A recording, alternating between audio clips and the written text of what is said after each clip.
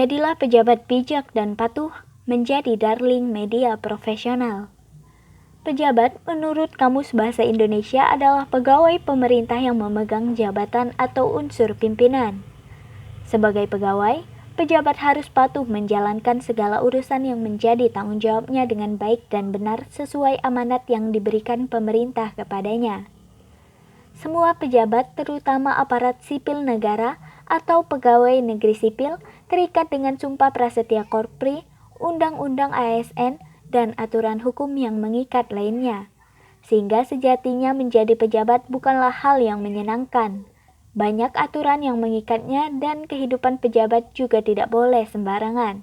Harus ada pertanggungjawabannya. Bahkan tak terlepas dari monitor publik dan sorotan media.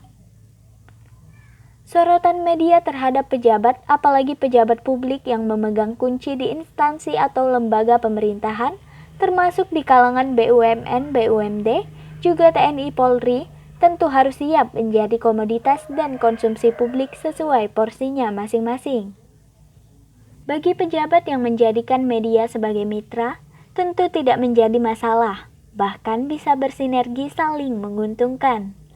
Tetapi kalau pejabatnya alergi, bahkan menjauhi media, tentu akan menjadi ganjalan dan masalah yang sewaktu-waktu akan merepotkan, bahkan bisa mematikan karirnya sebagai pejabat.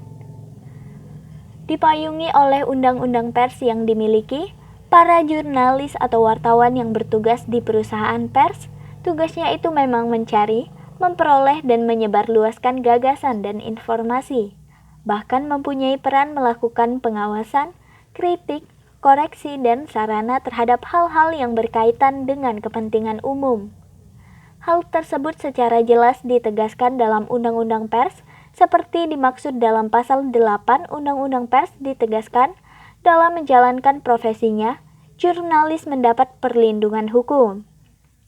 Dan dalam Pasal 4 Undang-Undang Pers ditegaskan, untuk menjamin kemerdekaan pers, pers nasional mempunyai hak mencari, memperoleh, dan menyebarluaskan gagasan dan informasi. Begitu juga dalam Pasal 6 Undang-Undang Pers, pers berperan melakukan pengawasan, kritik, koreksi, dan sarana terhadap hal-hal yang berkaitan dengan kepentingan umum.